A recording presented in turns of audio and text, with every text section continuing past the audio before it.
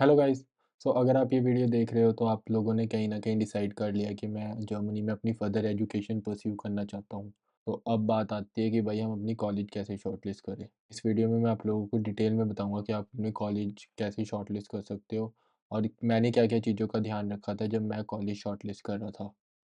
कि जब आप अपना नेक्स्ट स्टेप जो आपका होगा इसके बाद जब आप कॉलेज में अप्लाई करने लगोगे तो आपके पास प्लेंटी ऑफ यूनिवर्सिटीज़ आ जाए। आप बस गूगल के ऊपर डिपेंड ना रहो कि टॉप 10 यूनिवर्सिटीज़ इन जर्मनी, या अगर आपको किसी और सोर्सेज से पता चला है कि कौन सी यूनिवर्सिटीज़ में अप्लाई कर सकते हो। आपके पास अपनी एक खुद का पर्सनलाइज़्ड डाटा है जो आपने अपनी एजुकेशन क्वालिफ़िकेशन और रिक्वायरमेंट्स के ऊपर बनाया हुआ है। आपको इस वीडियो में वो सारी डिटेल्स बता पाऊँगा जिसमें आप अपनी टेलर मेड लिस्ट बना सकते हो जो आपको एक यूनिवर्सिटी के अंदर चाहिए जब आप जर्मनी में आ रहे हो।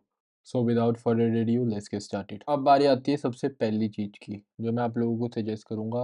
आप बना लो अपनी पर्सनलाइज़ एक्सेल शीट, क्योंकि इसमें आप अपनी रिक्वायरमेंट्स के अकॉर्डिंग बनाओगे कि आपको कौन सी यूनिवर्सिटीज़ में अप्लाई करना है, और उसका आपके पास पूरा एक स्ट्रक्चर डाटा रहेगा कि आप कंफ्यूज ना रहो, आपके पास रिक्वायरमेंट्स हो, सारी नॉलेज हो कि आपको क्या-क्या चीज़ों का ध्यान रखना है जब आप यूनिवर्सिटी के लिए अप्लाई कर रहे हो। और ये आपकी एक बार शीट बन गई, जब तक आपका एडमिट नहीं आएगा ये आपकी शीट चलती रहेगी। तो इसमें मैं आप लोगों को एक ब्रीफ आइडिया देता हूँ कि आप क्या-क्या डाल सकते हो। जैसे आपने सबसे पहले university name, course name, winter या समर इनटेक है, फ़ीस कितनी है कि ट्यूशन फ़ीस है, कि अगर है तो कितनी है। डेडलाइन इम्पोर्टेंट्स आ जाती है जिनका आपको ध्यान रखने की क्या डेडलाइन है। एप्लीकेशन पोर्टल इम्पोर्टेंट आ जाता है कि हमने एप्लीकेशन कैसे भेजनी है उन्हें, या उनकी यूनिवर्सिटी की अपनी वेबसाइट है, या वाया यूनी असिस्ट है, या वाया वीपीडी प्लस यूनिवर्सिटी है। तो वो चीज़ें आपने ध्यान रखनी है। और अगला आ जाता है कोई स्पेशल रिक्वेस्ट, अगर कोई यूनिवर्सिटी की है सपोज़, इनको इनको वर्क एक्सपीरियंस चाहिए, या इनको लैंग्वेज सर्टिफ़िकेट चाहिए, या कोई भी ऐसी स्पेसिफ़िक चीज़ जो आपको लगता है इस यूनिवर्सिटी में बहुत ज़्यादा इम्पोर्टेंट रोल प्ले करेगी आपके एडमिशन के लिए, तो आप वो डाल सकते हो। और एंड में कोर्स की वेबसाइट का लिंक। ये आपका एक बार स्ट्रक्चर बन जाए, एक बार आपने ऐसे अपनी सारी कॉलेज शॉर्टलिस्ट कर ली, उसके बाद आप इसमें इसी एक्सेल शीट में माइनर चेंजेस करते रहोगे कि आप किस यूनिवर्सिटी में अप्लाई करना चाहते हो, किस में नहीं करना चाहते। तो जो हमारा फर्स्ट पार्ट होता है वो ये होता है कि हमें मैक्सिमम टू मैक्सिमम यूनिवर्सिटीज़ निकालनी है हमारे कोर्स से रिलेटेड। क्योंकि कभी-कभार स्टूडेंट्स को ना इश्यू ये आ जाता है कि वो कहते हैं कि यार हमें अपने कोर्स के रिलेटेड यूनिवर्सिटी ही नहीं मिल रही जो हम कोर्स करना चाहते हैं। उनकी क्योंकि रिसर्च इतनी ज़्यादा डिटेल नहीं होती, ब्रीफ में होती है, या वो किसी और की रिसर्च के ऊपर डिपेंडेंट। तो वही होता है कि मेरा मेन मोटिव ये रहता है कि आपको इतनी ज़्यादा यूनिवर्सिटीज़ का आइडिया हो जाए अपने कोर्स के रिलेटेड कि आपको एंड में फ़िल्टर आउट करना पड़े कि मैं इसमें अप्लाई करूँगा या इसमें नहीं करूँगा। अब अगर मैं आपको अपनी पर्सनल क्राइटेरिया बताऊँ, जो 3 चीज़ें मैं देख रहा था, सबसे पहले तो यार देखो, वो था कि जो कोर्स है वो एनसी फ्राई है या एनसी है, मतलब एनसी मतलब उनकी कोई कट ऑफ है कि नहीं है। तो आपको हर यूनिवर्सिटी की जो कोर्स वहाँ पे लिखा होता है कि एनसी फ्राई और एनसी फ्राई नहीं है, अगर तो वो एनसी एनसी है तो उसकी आपको ना उनकी वेबसाइट पे प्रीवियस ईयर्स की कट ऑफ की लिस्ट मिल जाएगी कि उन्होंने उस कोर्स में सबसे कम नंबर वाला जो स्टूडेंट था उसकी क्या ग्रेड आया था। एनसी फ्राई में ऐसे कोई क्राइटेरिया नहीं होता। अगर आपकी बेसिक रिक्वायरमेंट्स पूरी हो रही है, आपकी प्रोफाइल अच्छी है प्रोफेसर्स के लिए, तो वो आपको सीधा एडमिट दे देंगे रिस्पेक्टिव ऑफ ग्रेड।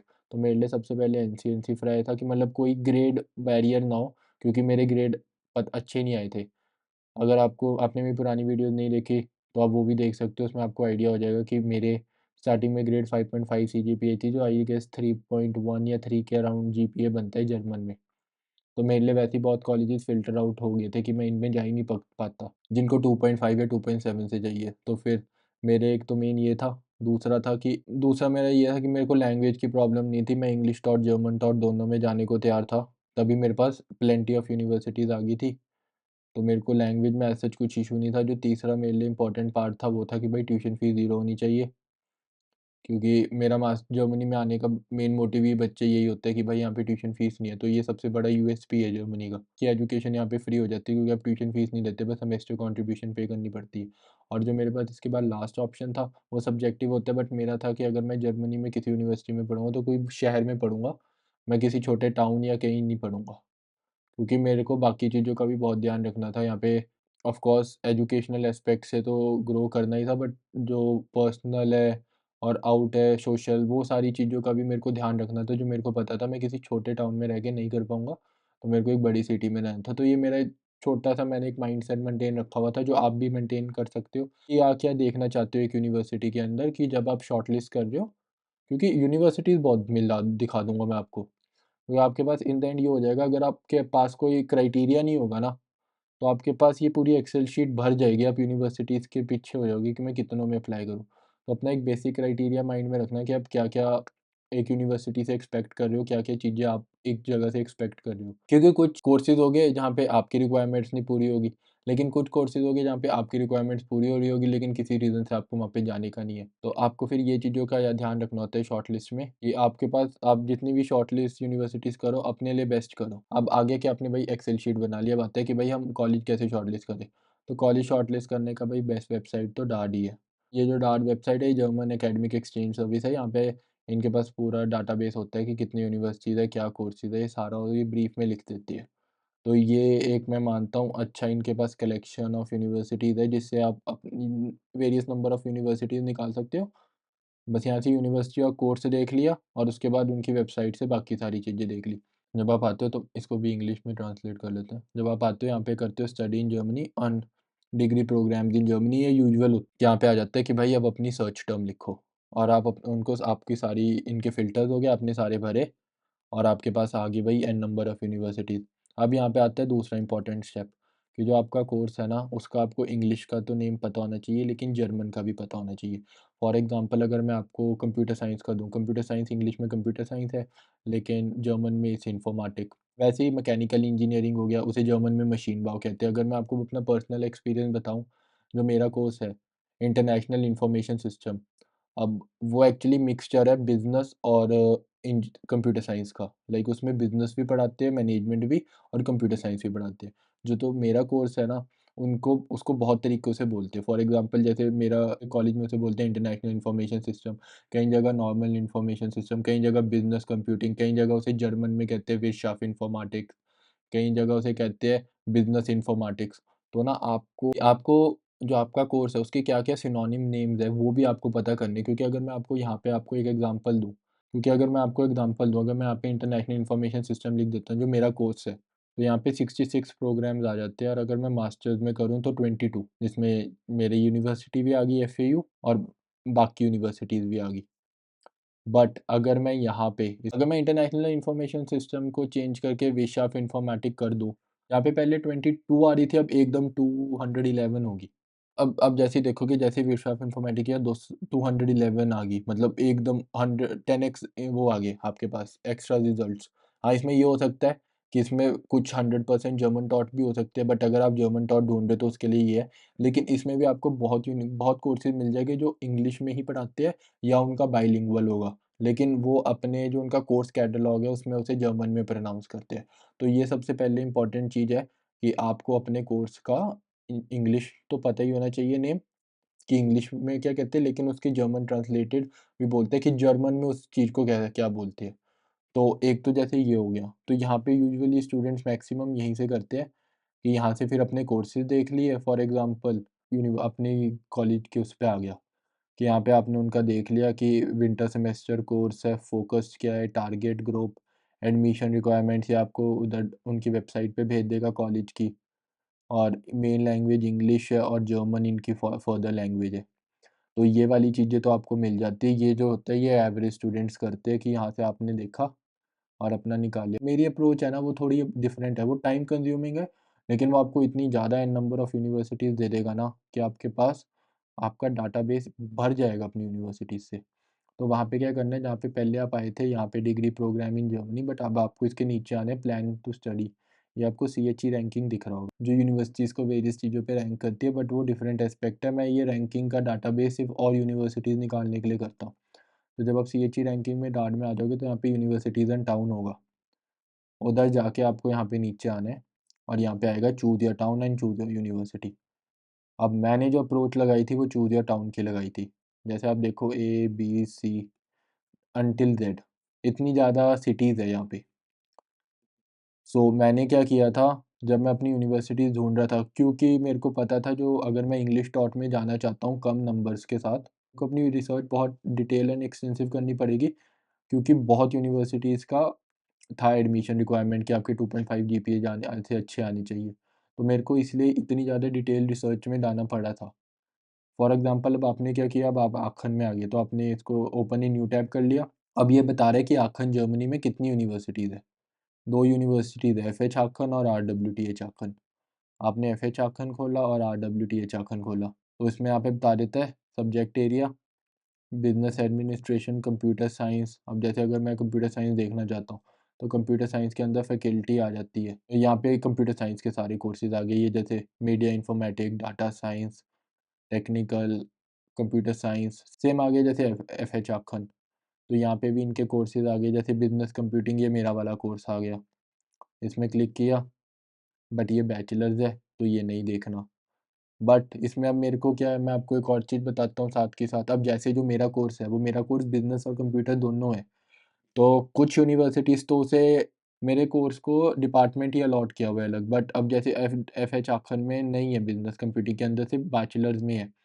बट अगर आप इसमें कंप्यूटर साइंस के अंदर जाओगे, तो कंप्यूटर साइंस के अंदर आपको मेरा मिल जाएगा, लेकिन यहाँ पे इसको बोलते हैं इंफॉर्मेशन सिस्टम इंजीनियरिंग। ये भी एक और नाम आ गया। तो आपको मैं इसीलिए ये वाला आपको मेथड सजेस्ट करना चाहता हूँ कि जब आप एक-एक सिटी या एक-एक यूनिवर्सिटीज़ के ऐसे कोर्स देखोगे ना, फॉर एग्ज़ाम्पल अगर मैं बी पे आ जाऊँ, अब मैं आपको चलो यहाँ पे बर्लिन का दिखा देता हूँ, जैसे बर्लिन है, अब ये बर्लिन के अंदर ये देखो, ये सारी यूनिवर्सिटीज़ आ गई, प्राइवेट भी आ गई, हॉक्सुले भी आ गया, एफयू बर्लिन भी आ गई, सारी यूनिवर्सिटीज़ आ गई।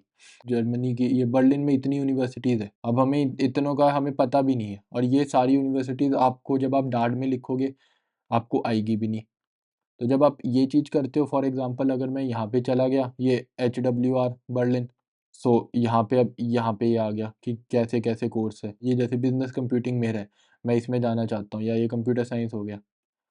अब यहाँ पे मेरे वाले कोर्स को कहते हैं business intelligent and project management. तो आप देखते हो कि एक ही कोर्स को अलग-अलग यूनिवर्सिटीज़ अलग-अलग नाम से कर रही है। अब अगर मैं आपको ये चीज़ नॉर्मल डार्ट की सर्च में दिखाता, तो आप ये यूनिवर्सिटी को क्या पता स्किप आउट कर देते।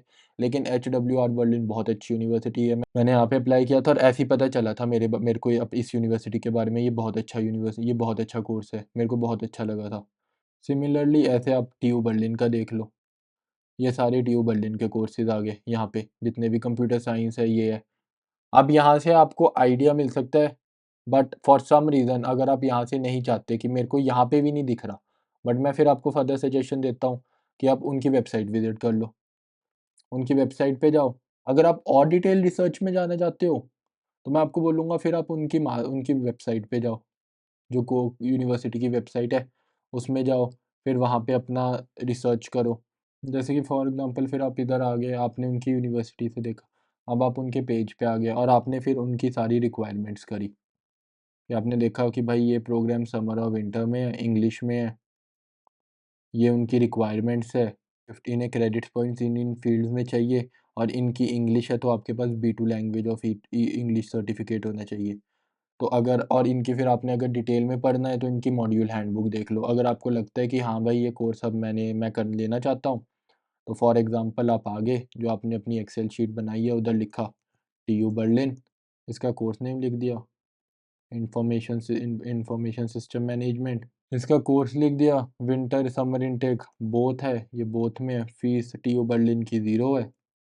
डेडलाइन के लिए फिर आपने देख लिया कि अगर इन कब कुछ वेबसाइट्स में यहाँ पे लिखे होते हैं कि डायरेक्टली डेडलाइन है, बट अगर आपके जो कोर्स पेज में उसमें नहीं लिखा, तो जो इनकी इधर ही यहाँ पे आएगा। इनका मतलब इन्होंने वेबसाइट पे मेंशन करा होगा कि इनकी डेडलाइन क्या है, 2 अप्रैल से 15 मई तक है। तो आपने फिर ये चीज़ भी एंटर कर दी। एप्लीकेशन पोर्टल क्या है, वो आपको सारी डिटेल्स यहाँ पे मिल जाएगी, जैसे टीयू बर्लिन का मेरे को पता है यूनी असिस्ट होता है। तो आपने यूनी असिस्ट कर दिया और अब इनकी स्पेशल रिक्वेस्ट आ जाती है। कि स्पेशल रिक्वेस्ट आती है कि कोर्स की स्पेशल रिक्वेस्ट आपको क्या लगती है, क्या है इसमें, क्या इम्पोर्टेंट है? बी2 चाहिए इंग्लिश का, या जब आप इसकी डिटेल पढ़ोगे एक-एक डॉक्यूमेंट, तो आपको पता चल जाएगा कि आपके हिसाब से क्या हो सकता है। जैसे कुछ यूनिवर्सिटीज़ में एसओपी माँग रही है या वर्क एक्सपीरियंस माँग रही है, ये चीज़ें माँग रही है। तो फिर आप उसके अकॉर्डिंगली यहाँ पे अपनी लिख दो कि स्पेशली रिक्वेस्ट इसकी क्या है। जैसे फॉर एग्ज़ाम्पल अगर मैं आइल्स बी2 इंग्लिश लिख दूँ कि बी2 इंग्लिश का सर्टिफ़िकेट ही नहीं चाहिए, एमओआई से काम नहीं चलेगा।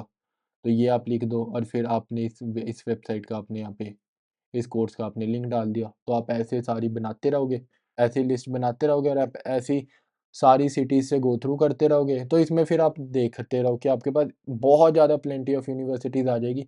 और मैं इसमें आपको एक और चीज़ बताता हूँ कि आपको पता चलेगा कि मेरे कोर्स को बहुत अलग-अलग नाम से भी बोलते हैं। उसमें आपका क्या होएगा कि जब एंड ऑफ द डे आपकी शॉर्टलिस्ट वेट बनेगी, तो उसमें फिर आपके पास ना प्लेंटी ऑफ यूनिवर्सिटीज़ आ जाएगी।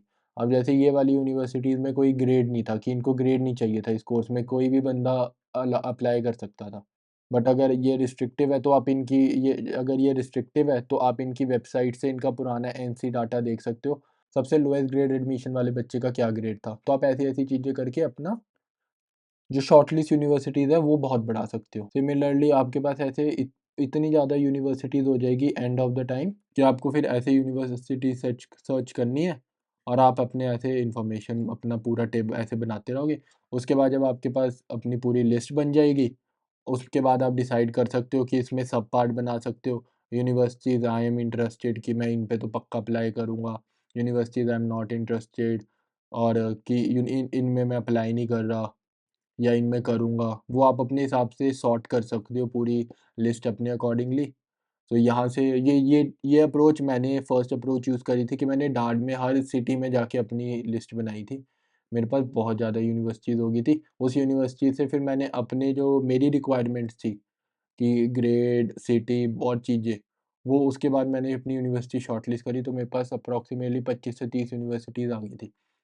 तो उसके बाद फिर मैंने उनमें अप्लाई किया था। तो ये था एक बेसिक आइडिया कि आप यूनिवर्सिटी कैसे शॉर्टलिस्ट कर सकते हो। बट अब आता है 1-2 वेबसाइट्स और है। अब एक और वेबसाइट है डार्ट की तरह ही कि ये भी अच्छी तरीके से बता देता है, इसका भी मैं लिंक डिस्क्रिप्शन में दे दूँगा। यहाँ से भी यूनिवर्सिटीज़ मैंने देखी थी कि अब यहाँ पे आ जाता है कि which subject and what type of institute and degree. For example अब यहाँ पे भी जैसे मेरा बिज़नेस कंप्यूटिंग आ रहा है, मैंने यहाँ पे बिज़नेस कंप्यूटर लिखा, यहाँ पे यूनिवर्सिटी स्लैश मास्टर्स आ गया, ये यूनिवर्सिटीज़ बताएगा, ये अप्लाइड साइंसेज़ बताएगा। तो यूनिवर्सिटी मास्टर में क्लिक किया, जितने भी बिज़नेस कंप्यूटिंग वाले कोर्स थे वो सारे आ गए। यहाँ पे ये रैंकिंग भी बता देता है, इनके कुछ अपनी इन्होंने रैंकिंग करी हुई है, उसके डिफाइड कि number of master student, overall study situation, research oriented, international orientation, publication पर प्रोफेसर, कि अगर आपके हिसाब से ये आपको लगता है कि आपके लिए ये रैंकिंग इम्पोर्टेंट करती है, कि जैसे यूनिवर्सिटी बैमबर्ग होगी, यूनी ऑसबर्ग होगी, तो ये टॉप में आती है कि नंबर ऑफ मास्टर स्टूडेंट्स कितने हैं। सिमिलरली जैसे एचयू बर्लिन होगी, ये इंटरनेशनली ओरिएंटेड यूनिवर्सिटी है, तो ये यहाँ पे रैंकिंग है, ये मेरे लिए इतना ज़्यादा इम्पोर्टेंट फैक्टर बट अगर आपके लिए रैंकिंग इन ये क्राइटेरिया बहुत ज़्यादा इफ़ेक्ट करते हैं, तो आप इन क्राइटेरियाज़ को भी फॉलो कर सकते हो। सिमिलरली यहाँ पे होगा जैसे अगर आप अब एचयू बर्लिन क्लिक करोगे, तो यहाँ पे उसके बारे में सारी चीज़ें बता देगा एचयू बर्लिन के, ये बिज़नेस के और एंड में कोर्स बता देगा कि क्या कोर्स का नाम है। आप उस कोर्स पे क्लिक करके या तो यहाँ पे ही आपको लिंक आपको यहाँ से रीडायरेक्ट करवा देगा या फिर आप उनकी एचयू बर्लिन की जाके वेबसाइट पे देख सकते हो। तो ये एक ज़ाइड कैंपस है, ये भी वेबसाइट अच्छी है। एक और वेबसाइट है जो यूजुअली लोग यूज़ करते हैं, वो है हॉक्सशुले कॉम्पास। इन सब का मैं आपको लिंक डिस्क्रिप्शन में दे दूँगा। बट ऐसा होता है कि मैंने अपने लिए डार्ट और डाइट.de यूज़ करी थी। मेरा यहाँ से प्लेंटी ऑफ यूनिवर्सिटीज़ निकल गई थी। ये बस ये होता है कि ये वेबसाइट्स है जो यूनिवर्सिटी का डाटाबेस करती है। हमें तो हमारे लिए मेन ये होता है कि हमें कहाँ से मैक्सिमम नंबर ऑफ यूनिवर्सिटीज़ निकल सकती है। तो ये चीज़ों का ध्यान रखना पड़ता है कि आपके पास अब प्लेंटी ऑफ यूनिवर्सिटीज़ आ जाएगी, उसके अकॉर्डिंग आप शॉर्टलिस्टिंग शुरू कर लो। अपनी क्राइटेरिया जो सेट करे हुए हैं आपने एंड उसके बाद फिर आप उनकी रिक्वायरमेंट्स चेक करो। फॉर एग्ज़ाम्पल मैं आपको अपना ही बताता हूँ, मैंने ही कैसे सर्च किया था कि आपको आइडिया मिल जाए। अब जैसे मेरा अब जैसे मेरा एन करते हैं नूरनबर्ग, मैं जैसे अभी नूरनबर्ग में मैं नूरनबर्ग यहाँ पे आ गया यूनी एर्लांगन नूरनबर्ग क्योंकि मेरे 2 कैंपस है एर्लांगन और नूरनबर्ग तो दोनों जगह दिखेगी एफएयू। तो ये देखो ये मेरा कोर्स आ गया बिज़नेस कंप्यूटिंग। अब यहाँ पे क्लिक किया मैंने, ये मेरा इंटरनेशनल इन्फॉर्मेशन सिस्टम, ये सारी उसके बारे में जनरल आइडिया। ये मेरी यूनिवर्सिटी की वेबसाइट आ गई और अब हम यहाँ पे सिलेक्ट कर रहे हैं कि हमारे डिग्री प्रोग्राम्स क्या है। इंटरनेशनल इन्फॉर्मेशन सिस्टम, ये खोला और यहाँ पे अब सारी डिटेल आ गई कि मास्टर ऑफ साइंस है, न्यूरम्बर्ग एर्लांगन है, ट्यूशन फीस नहीं है, 70% इंग्लिश 30% जर्मन। आप यहाँ पे करें, अब ये आपको उस वेबसाइट की डिटेल में ले जाएगा। यहाँ पे आपको सारी दिख जाएगी सारी चीज़ें। यहाँ पे आपको प्रोग्राम स्ट्रक्चर दिख गया, स्पेशलाइजेशन दिख गया कि डाटा नॉलेज में, डाटा डिजिटल बिज़नेस में, मॉड्यूल हैंडबुक दिख गई, एग्ज़ाम दिख गया। यहाँ पे आपको सारी चीज़ें दिख गई। फिर इधर आगे फिर यहाँ पे इन्होंने पूरा बता दिया, स्किल एक्वायर्ड, करियर, अलुमिनाई। यहाँ पे आपकी ऑनलाइन एप्लीकेशन प्रोसेस आ गया, एप्लीकेशन रिक्वायरमेंट्स आ गया। ऐसी फिर वेबसाइट अपनी वही, जैसे अब इस एग्ज़ाम्पल में हम मैं अपनी वेबसाइट पे गो थ्रू कर रहा हूँ कि अब उनके आ गया कि यहाँ पे अब इनकी एप्लीकेशन क्या-क्या चीज़ें क्या-क्या माँग रहे हैं। इन्हें जीआरई, जीमैट चाहिए, नहीं चाहिए, ठीक है। अगर इन्होंने कहा है कि अगर आप अप्लाई करना चाहते हो उससे पहले आप 135 ईसीएट करने कर कम वो आपके अर्न हो जाने चाहिए, बट जब आपकी डिग्री होगी तो आपके सारे पुराना बैचलर्स हो जानी चाहिए। शुद्ध एप्लीकेशन भी इन इंग्लिश और जर्मन दोनों में हो सकती है, but CV and letter of motivation English में होना चाहिए। डिसीजन मेकिंग क्राइटेरिया क्या होता है? Average grade, motivation to study, background, practical experience. अब यहाँ पे इस यूनिवर्सिटी में मेरे को बहुत अच्छा लगा था, और आपको और चीज़ों का मैं आइडिया बताता हूँ, क्योंकि जब आप जितनी आप रिसर्च करोगे ना, तो आपको आइडिया हो जाएगा कि आपकी यार ये जो जिस यूनिवर्सिटी में मैं अप्लाई करना चाहता हूँ, ये यूजुअली क्या-क्या चीज़ों पे फ़ोकस करेगी, या सिर्फ़ मेरे एजुकेशनल एक्सपीरियंस पे फ़ोकस करेगी या मेरे प्रैक्टिकल एक्सपीरियंस पे भी फ़ोकस करेगी। तो मेरे को ये कोर्स इसलिए भी बहुत अच्छा लगा था क्योंकि मेरा ऑफ़ कोर्स एजुकेशनल मार्क्स नहीं थे अच्छे, बट ये मेरा प्रैक्टिकल एक्सपीरियंस और बाकी चीज़ों पे फ़ोकस कर रही थी, तो वहाँ पे मैं बैलेंस आउट कर सकता था सिचुएशन। तो जब आप जितना रिसर्च करते रहते हो, आपको ना एक यूनिवर्सिटी के बारे में आइडिया मिलता रहता है कि ये कैसे शॉर्टलिस्टिंग करेगी, तो आपको वहाँ पे भी बहुत ज़्यादा हेल्प मिल जाती है। अभी आ जाते हैं, do I need to convert my grade to German system. वो यूजुअली होता है कि आप अपनी नॉलेज के लिए गूगल में लिख सकते हो कि हाउ टू वो कि जर्मन ग्रेड कन्वर्जन, बट वैसे इनको कन्वर्टेड नहीं भेजने होते, ये अपने हिसाब से ही कन्वर्ट करते हैं। यहाँ पे प्रूफ ऑफ इंग्लिश आ गया कि प्रूफ ऑफ इंग्लिश में इन्हें 7 बैंड्स चाहिए, आईएलटीएस C1 चाहिए, और प्रूफ ऑफ जर्मन में इन्हें A2 चाहिए, गोइते मिनिमम A2। तो ये सारी चीज़ें थी जो मैं सारी कर रहा था, और इनका ऑनलाइन एप्लीकेशन प्रोसेस ये है कि आपको आपका सीवी भेजना है, आपको यहाँ पे 1000 वर्ड्स का एक एस्से भेजना है, तो ये स्पेशल रिक्वेस्ट में मैंने एस्से लिख दिया था। प्रैक्टिकल एक्सपीरियंस है, तो आप कॉपी ऑफ कॉन्ट्रैक्ट या लेटर ऑफ रिकमेंडेशन डाल सकते हो, ठीक है? यहाँ पे आप अपना लैंग्वेज सर्टिफ़िकेट डालना है, आपको ये डालना है। अब आ गया कि अब मैं 2020 का केस था, लेकिन बट अब चाइना, इंडिया एंड मंगोलिया आपको अपना एपीएस सर्टिफ़िकेट भी इंक्लूड करना है। इसने मेरी सारी रिक्वायरमेंट्स पूरी कर ली थी कि ये शहर भी अच्छा है, सारी प्रॉस्पेक्ट भी है। और मैं अगर आपको इस यूनिवर्सिटी अगर मैं आपको इस कोर्स में थोड़ा-सा डिटेल बताऊँ कि यहाँ पे मेरे को फ़ॉरेन लैंग्वेज भी सीखनी है मेरे कोर्स के अंदर, मेरे को अब्रॉड भी जाना है। तो ये सारी चीज़ें जब मैंने देखी थी, तो फिर मेरे को ये कोर्स बहुत अच्छा लगा था। तो फिर ये मेरा एक one of the most prioritised course हो गया था कि जहाँ पे मैं एडमिशन लेना चाहता हूँ। तो आप जब जितनी ज़्यादा रिसर्च शुरू करोगे, फिर आपको आइडिया हो जाएगा कि आप किस यूनिवर्सिटी में जाना चाहते हो, आपके लिए टॉप मोस्ट यूनिवर्सिटीज़ कौन-सी है। क्योंकि अगर आप ये वाली अप्रोच यूज़ करोगे जो मैंने आपको बताई है कि आप डाड में सिटीज़ के अंडर जाके अपनी यूनिवर्सिटी निकालोगे, तो आपको आपके कोर्स के लिए मैं लिख के कहता हूँ, इतनी ज़्यादा यूनिवर्सिटीज़ मिल जाएगी कि आप ये नहीं बोल पाओगे किसी को कि यार जर्मनी में तो ये कोर्स पढ़ाया ही नहीं जाता। आप यहाँ पे ये सारे कोर्स पढ़ाए जाते हैं, बस ढूँढना आना चाहिए ढंग से। भाई अगर तो ये वीडियो आपको अच्छी लगी है, so do like the video. अपने फ्रेंड्स के साथ भी वीडियो शेयर कर सकते हो जो थोड़ा कंफ्यूज बैठे कि हम अपनी कॉलेज को कैसे शॉर्टलिस्ट कर सकते हैं, क्योंकि एक बार अपने कॉलेज शॉर्टलिस्ट करना सीख लिया ना, तो आपके लिए बहुत आसानी हो जाती है। आपके पैसे भी बचते हैं जो आपको कभी कभार एडमिशन या डॉक्यूमेंट भेजने के लिए लगते हैं, और बहुत सारी चीज़ों से आपके स्ट्रेस से आप रिलीव हो जाते हो। एंड अगर तो आपका कोई डाउट है तो उसे कमेंट सेक्शन में लिख देना, मैं उसका आंसर दे दूँगा। And if you haven't subscribe to my YouTube channel, do subscribe. मैं आपके साथ ऐसे और वीडियोज़ इन फ्यूचर ऐसे लाता रहूँगा कि आप लोगों का सीन सॉर्ट रहे जर्मनी आने का।